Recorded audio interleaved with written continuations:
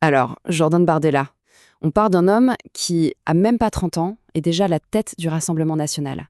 C'est une figure qu'on voit partout, dans tous les médias. Et il se murmure qu'il pourrait être le prochain candidat du parti à la présidentielle. Son image, elle est impeccable, vraiment lisse. Mais la question c'est, est-ce que c'est tout? Est-ce que c'est toute l'histoire? Mais qu'est-ce qui se cache vraiment derrière ce vernis?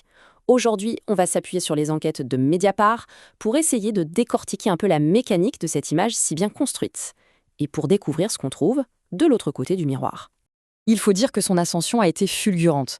Engagé au Front National à 16 ans à peine, il a grimpé les échelons à une vitesse assez impressionnante, conseiller régional, porte-parole, et puis finalement président du parti. Il s'est vraiment imposé comme le successeur évident de Marine Le Pen. Mais attention, cette ascension, elle n'est pas seulement due à son talent. Il y a une vraie épée Damoclès judiciaire qui plane au-dessus de Marine Le Pen, la figure historique du parti. Et c'est ça qui pourrait bien lui ouvrir un boulevard vers la présidentielle. On parle ici de l'affaire des assistants parlementaires.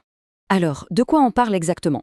L'accusation principale, c'est que le Rassemblement national aurait mis en place tout un système, entre 2014 et 2016, pour payer des salariés du parti avec des fonds publics européens. Et le préjudice n'est pas anodin, hein. On parle de plus de 4 millions d'euros. Et le verdict en première instance a été lourd, 24 condamnations, dont une peine absolument cruciale pour Marine Le Pen, 5 ans d'inéligibilité. Le procès en appel, prévu pour janvier 2026, va être décisif. Si la peine est confirmée, ça pourrait non seulement signer la fin de sa carrière politique, mais aussi couronner Jordan Bardella comme le seul et unique candidat possible. C'est une affaire qui touche vraiment le cœur du parti. Mais Jordan Bardella, lui, n'est pas directement mis en cause. Pourtant, son nom apparaît quand même dans le dossier. De manière plus discrète, disons. En 2015, il a été assistant parlementaire, mais juste pour 4 mois. Et c'est là que ça devient intéressant. Une enquête de Libération a révélé que pour justifier ce travail, il aurait rempli en 2018 un agenda daté de 2015. En gros, il aurait créé une fausse preuve après coup. Cette question, qui lui a été posée en direct lors d'une confrontation télévisée assez tendue, c'est un des très rares moments où Bardella a été publiquement mis en difficulté sur ce sujet. Et sa réaction, à ce moment-là, a montré une gêne assez palpable face à des faits aussi précis. Un moment de gêne comme ça, c'est rare. Parce que d'habitude, l'image de Jordan Bardella est parfaitement maîtrisée. Et ça, ce n'est pas du tout un hasard. C'est le résultat d'une stratégie bien pensée, délibérée et qui a coûté cher.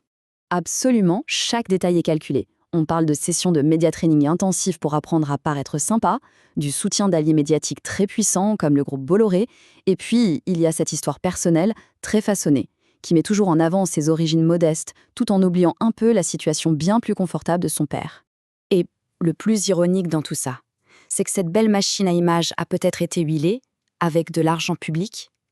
D'après le Canard enchaîné, pas moins de 130 000 euros de fonds européens auraient servi à financer ces fameuses sessions de média training. Mais voilà, malgré toute cette préparation, ce vernis, parfois, il se fissure. Surtout quand les questions sortent un peu du script qui a été si bien préparé. Comme ce jour-là sur BFM TV. Un citoyen l'interpelle directement sur ses propos où il défendait Jean-Marie Le Pen, qui, on le rappelle, a été condamné pour antisémitisme. Et face à cette question directe, Bardella est resté sans voix, incapable de donner une réponse vraiment claire. Ou encore, autre exemple, dans l'émission Quelle époque ? On l'interroge sur des figures controversées comme Trump ou Poutine, et ses réponses, évasives et toujours les mêmes, ont fini par provoquer des moqueries sur le plateau. Ça montre bien une certaine difficulté à improviser dès qu'on sort des sentiers battus. Ces moments de flottement, ce ne sont pas juste des petites erreurs de communication. Ils révèlent en fait une tension bien plus profonde. La tension entre l'image lisse du président et la réalité bien plus radicale de son parti. Un parti où des éléments extrémistes sont toujours là, bien ancrés. En juin 2024, Jordan Bardella l'assurait « pas de brebis galeuses au Rassemblement national ». Il promettait même une réaction irréprochable pour écarter les profils qui posent problème. Sauf que l'enquête de Mediapart raconte une histoire bien différente. Parce que malgré cette promesse, on retrouve une douzaine de candidats déjà bien connus pour des propos racistes ou homophobes qui ont été réinvestis. Des exemples comme cela montrent bien qu'il y a un vrai fossé, un gouffre même, entre la promesse d'un parti irréprochable et les faits. Et le problème ne se limite pas aux candidats locaux, non. Les liens avec des figures radicales, ça remonte jusqu'au cercle le plus proche de Jordan Bardella lui-même. Son chef de cabinet, par exemple, est un ancien membre du mouvement antisémite d'Alain Soral. L'agence de com préférée du parti, elle, est dirigée par un homme qui a des liens avec des militants néo-nazis. Et puis, il y a l'ombre du GUD, cet ancien groupe étudiant néofasciste particulièrement violent qui plane toujours sur les finances du parti. Alors, qu'est-ce qu'on retient de tout ça? L'enquête de Mediapart met en lumière une dualité assez frappante. D'un côté, on a une façade moderne, parfaitement contrôlée. Et de l'autre, des racines et des liens avec l'extrême droite radicale qui, eux, ne disparaissent pas. La vraie question qui se pose, c'est lequel de ces deux visages est le vrai? Et surtout, qu'est-ce que cette dualité signifie pour l'avenir politique de la France?